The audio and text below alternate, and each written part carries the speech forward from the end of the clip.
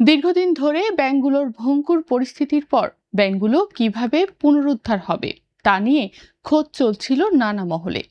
এরই মধ্যে বড় প্রশ্ন ছিল, সংকটে পড়া ব্যাংকগুলো কি আবারও পুরনো মালিকদের কাছে ফেরত যাবে? ব্যাংক রেজুলেশনের মাধ্যমে পুনর্গঠনের পর আগের মালিকেরা কি কোনো আইনি সুযোগে আবারও মালিকানা বা নিয়ন্ত্রণ ফিরে পেতে পারেন? এবার সেই সম্ভাব্য পথও বন্ধ হতে যাচ্ছে। ব্যাংক রেজুলেশন আইন 2026-এর 18 ক ধারা বাতিলের উদ্যোগ নিয়েছে সরকার। ফলে আইনটি কার্যকর হলে সংকটে পড়া ব্যাংকের পুনর্গঠনে পুরনো মালিকদের ফিরে আসার সুযোগ আরও সীমিত হবে। মন্ত্রিসভা ব্যাংক রেজুলেশন বা সংশোধন আইন 2026-এর খসড়ার নীতিগত ও চূড়ান্ত অনুমোদন দিয়েছে। লেজিসলেটিভ ও সংসদ বিষয়ক বিভাগের ভেটিং সাপেক্ষে খসড়াটি অনুমোদন দেওয়া হয়েছে। সংশোধিত আইন কার্যকর হলে 18 ক ধারা আর থাকবে না।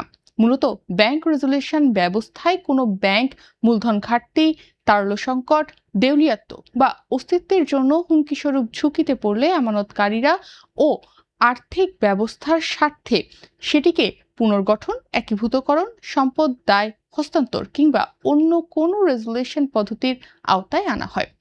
এই প্রক্রিয়ায় ব্যাংকের মালিকানা ও ব্যবস্থাপনা কাঠামোতেও বড় ধরনের পরিবর্তন আসতে পারে।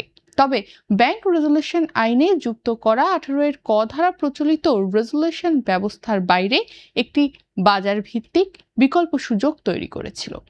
এই ধারার মাধ্যমে রেজুলেশনের আওতায় থাকা কোনো ব্যাংকে সচল রেখে পুনর্গঠন, মূলধন ঘাটতি ও তারল্য সংকট দূর করা, আমানতকারী ও বিনিয়োগকারীদের স্বার্থ সুরক্ষা এবং সরকারের আর্থিক দায় কমানোর সুযোগ রাখারও কথা ছিল। অর্থাৎ নির্দিষ্ট শর্ত পূরণ করে কোনো ব্যক্তি বা প্রতিষ্ঠান এগিয়ে এলে বাজার ভিত্তিক ব্যবস্থায় সংকটে থাকা ব্যাংক পুনর্গঠনের সুযোগ তৈরি হতে পারত। কিন্তু বাস্তবে 18 ক ধারার অধীনে নির্ধারিত সব শর্ত পূরণ করে কোনো ব্যক্তি বা প্রতিষ্ঠান আবেদন করেনি। ফলে যে বিকল্প ব্যবস্থার জন্য ধারাটি যুক্ত করা হয়েছিল তার বাস্তব প্রয়োগই হয়নি। এই পরিস্থিতিতে সরকার মনে করছে 18 ক ধারা এখন আর প্রয়োজনীয় নয়, তাই সেটি পুরোপুরি বাতিলের উদ্যোগ নেওয়া হয়েছে। 18 ক ধারা বাতিল হলে সংকটে পড়া ব্যাংকের পুনর্গঠনে পুরনো মালিকদের ফিরে আসার সম্ভাব্য আইনি পথ আরও সংকুচিত হবে।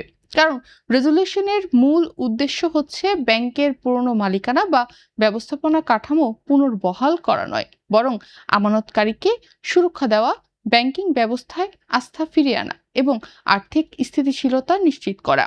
সরকারের তথ্য বিবরণী অনুযায়ী তফসিলি ব্যাংকের মূলধন ঘাটতি, তারল্য সংকট, দেউলিয়াত্ব বা অস্তিত্বের জন্য হুমকিস্বরূপ যে কোনো ঝুঁকির সময়োপযোগী সমাধান এবং আর্থিক স্থিতিশীলতা নিশ্চিত করার লক্ষ্যেই ব্যাংক রেজুলেশন অধ্যাদেশ 2025 জারি করা হয়েছিল।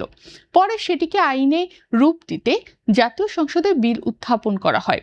বিস্তারিত আলোচনার জন্য বিলটি সংসদীয় বিশেষ কমিটিতে পাঠানো হলে কমিটি অধ্যাদেশটি সংশোধিত আকারে উপস্থাপনের সুপারিশ করে।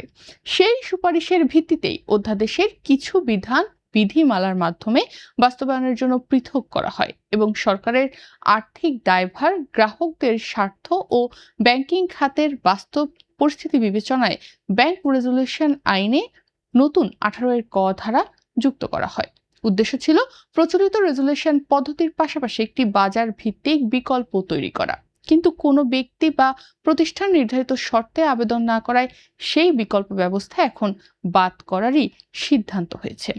এর ফলে সংকটে থাকা ব্যাংক পুনর্গঠনের ক্ষেত্রে বেসরকারি পক্ষের অংশগ্রহণের যে বিশেষ সুযোগ 18 ক ধারায় রাখা হয়েছিল সেটি এখন থেকে আর থাকবে না। বিশেষজ্ঞদের দৃষ্টিতে এই পরিবর্তনের সবচেয়ে গুরুত্বপূর্ণ দিক হলো ব্যাংকের পুনরুদ্ধার প্রক্রিয়ায় মালিকের স্বার্থের পরিবর্তে আমানতকারী ও সামগ্রিক আর্থিক ব্যবস্থার স্বার্থকে অগ্রাধিকার দেওয়ার আইনি কাঠামো আরও স্পষ্ট হওয়া। সংকটে পড়া ব্যাংকে আগের মালিকদের হাতে ফিরিয়ে দেওয়ার পরিবর্তে প্রয়োজন অনুযায়ী পুনর্গঠন, একীভূতকরণ, সম্পদ দায় হস্তান্তর বা অন্য রেজুলেশন পদ্ধতিতে নেওয়ার পথেই গুরুত্ব পাবে। তবে ব্যাংক রেজুলেশনের ক্ষেত্রে শুধু মালিকানা পরিবর্তন করলেই সংকটের সমাধান হবে না। দুর্বল ব্যাংকের সম্পদের মান, খেলাপি ঋণ, মূলধন ঘাটতি, তারল্য পরিস্থিতি এবং ব্যবস্থাপনার সক্ষমতা সবকিছু বিবেচনায় নিয়েই পুনর্গঠন করতে হবে। একই সঙ্গে আমানতকারীদের অর্থের নিরাপত্তা নিশ্চিত করাও হবে সবচেয়ে বড় পরীক্ষা।